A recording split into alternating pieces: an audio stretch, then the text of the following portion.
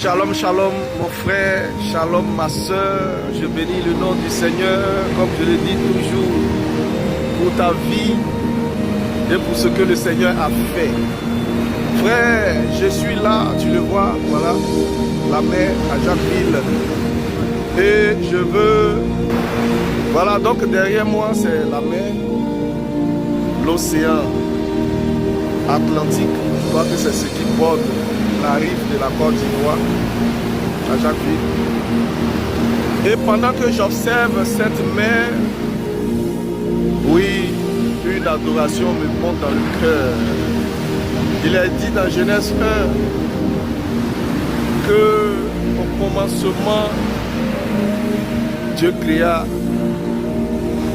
le ciel et la terre. Et la Bible commence à expliquer comment cela a été. En effet, l'Esprit de Dieu se mouvait sur le chaos, se mouvait à la surface de la terre où encore il y avait le chaos. Et Dieu a appelé Jésus. Ouais, si je dis Jésus, si je dis l'appeler Emmanuel, ce n'est pas selon ta conception, mais c'est parce que la Bible dit dans l'évangile de Jean que la parole est la lumière du monde. Et cette lumière a été celle que le Seigneur, l'Éternel Dieu, le Père a appelée. Il a dit que la lumière soit. Et la lumière fut. Et quand la lumière est venue, les ténèbres ont reculé. Les ténèbres, n'est-ce pas, ont reculé. Parce que quand il fait noir, il suffit seulement d'appuyer sur l'interrupteur. Pouf! Tout ce noir pâteux, lourd, qui nous empêche de voir même à quelques centimètres disparaît. Et c'est comme ça que la lumière fut. Et les ténèbres ont disparu. Et voici, c'est comme si il n'y avait plus de ténèbres. Mais on ne parlait pas encore de jour et de nuit, n'est-ce pas? Alors, je veux t'attirer l'attention sur quelque chose. Voici en effet, j'ai abonné un t-shirt de Jésus-Christ, de son nom et de là ici. Et effectivement, je suis dans mon numéro parce que il s'agit bien de mon Dieu que j'aime.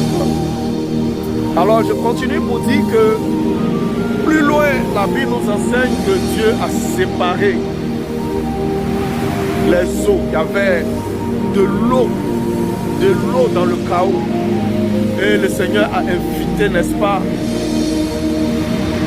a fait appel à une étendue, un vide, un grand vide au milieu.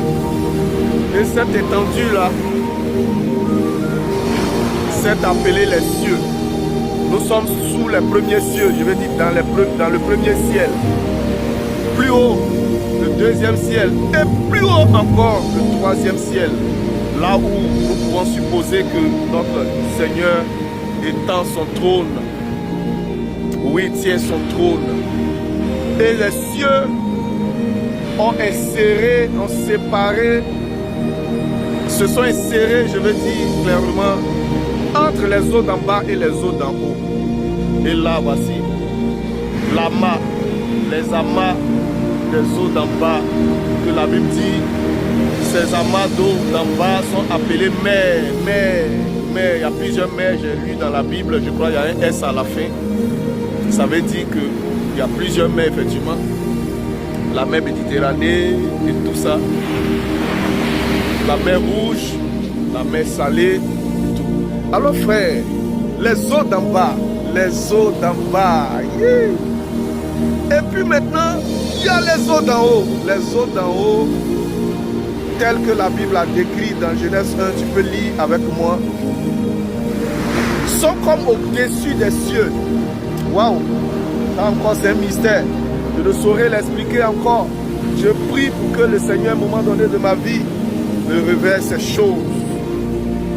Pour que je puisse édifier plus d'une personne. Mais pour l'heure, je ne vais pas dire exactement. Mais le Genèse 1 me fait savoir que les cieux constituent l'étendue qui a séparé, qui est décalée entre les eaux d'en bas et les eaux d'en haut. Du coup, les eaux d'en haut sont au-dessus des cieux. Voilà pourquoi Jésus est monté plus haut dans les cieux, le même qui est descendu plus bas au-dessous de la terre. Mais ce que je voulais dire, c'est qu'aujourd'hui, 26 décembre 2023, 26 mars, attention, 26 mars 2023, voilà, pas le 26 décembre, je m'en excuse, 26 mars 2023, la nuit du 25 mars au 26 mars, il y a eu une grande pluie. Et même arrivé à Jacquesville ici, nous avons constaté que cette pluie s'est étendue jusqu'ici. D'ailleurs, c'est pas loin d'Abidjan. Alors mon frère, ma soeur, ce que je veux bien dire, c'est que pendant qu'il pleuvait cette nuit-là hier,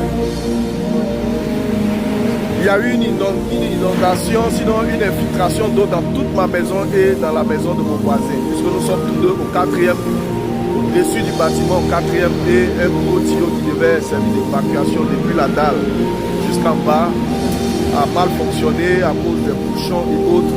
Et l'eau s'est infiltrée et pendant que nous dormions, entendant le bruit de la pluie, nous nous sommes levés pour juste vérifier 2-3 choses. Et voilà que ma femme détecte que l'eau est dans le salon. On va vérifier, ça est dans la cuisine. Et ça progressait à grand flot vers les appareils et tout ça. Et très tôt, on a essayé d'agir et de réveiller ma voisine. Bref, et elle aussi, elle s'est mise en activité. Après, sous la pluie, je me suis jeté, je suis allé voir sur la dalle. J'ai découvert qu'il y avait quelque chose de bouché et tout. J'ai débouché et puis je voyais la puissance de l'eau qui stagnait en haut, qui faisait que la pression a commencé à déranger les tuyaux, a commencé à couler fortement avec un bruit. J'ai la vidéo là, j'ai filmé pour montrer au propriétaire parce qu'il y a pas mal de propos sur le bâtiment. Bref, c'est pas de ça qu'il s'agit. Alors frère, durant cette observation, quand la pluie tombait comme ça, je voyais aussi la puissance de l'eau qui s'est filtrée dans le tuyau avec un bruit comme si elle soufflait dedans avec un appareil. Ça m'a fait penser tout à l'heure à l'Éternel. Oh mon Dieu, mon roi, ta puissance est grande. Pendant ce temps, le vent soufflait, le vent. Quand j'entends que l'Esprit de Dieu se mouvait sur la terre, je pense qu'il se mouvait à la vitesse plus rapide même qu'à la vitesse d'un vent. Et ce vent-là me faisait penser à mon Dieu. La pluie qui tombait me faisait penser à mon Dieu. Et puis il dit, mais cette pluie-là, en réalité, quand on lit Job, Dieu a décrit comment ça se passe. Il dit, il appelle des nuages, les nuages des 4 coins, et il les amasse en un lieu et il fait tomber la pluie. Quand on lit Job 34 et autres là-bas. Alors, frère, j'ai observé, j'ai dit non. La pluie est trop forte. Ça là, c'est surtout à Abidjan. Et même dans les banlieues, voici que à Javi, il a constaté que la pluie a vraiment frappé. Alors il y a eu une pluie jusqu'aux banlieues d'Abidjan. Alors toute cette eau-là, comment est-ce que c'est les nuages seulement? Et puis je me suis rappelé qu'il y a les eaux d'en haut. Et quand ce matin, je suis arrivé juste à l'église, j'ai ouvert ma Bible, j'ai commencé à lire Genèse 1, et puis c'est là que j'ai tiré tout ce que je suis en train de raconter là. J'ai bien compris la chose. Donc les eaux d'en haut sont aussi, je pourrais dire, plus nombreuses que les eaux d'en bas. En ce sens que les eaux d'en bas sont juste des amas. Le Seigneur a dit les amas. Parce qu'il faut dire qu'il y a le sec au milieu des eaux d'en bas. Donc les amas là sont appelés mers. Donc les eaux d'en haut sont plus nombreuses en volume et en quantité que les eaux d'en bas. Donc je comprends pourquoi dans Genèse au temps de Noé, cette eau d'en bas qui essayait de, n'est-ce pas, arroser les plantes par en bas par une sorte de vapeur qui arrosait comme les jardiniers le font, un tuyau en bas et ça projette de l'eau, ça arrose les plantes. J'ai compris pourquoi au temps de Noé, juste seulement 40 nuits, 40 jours, la pluie a été suffisante pour exterminer tous les êtres vivants de la terre, arbres, animaux, plantes et les hommes. À part les 8, pour le dire hébreu, à part les 8, c'est hébreu, bien Jude, ouais je crois que c'est Jude. À part les 8 qui ont été épargnés par la grâce du Seigneur Noé, ses enfants, ses belles filles et son épouse qui ont été épargnés les 8. À part cela, toute la terre. Donc Dieu a utilisé les eaux d'en haut pour opérer un jugement. Dieu a utilisé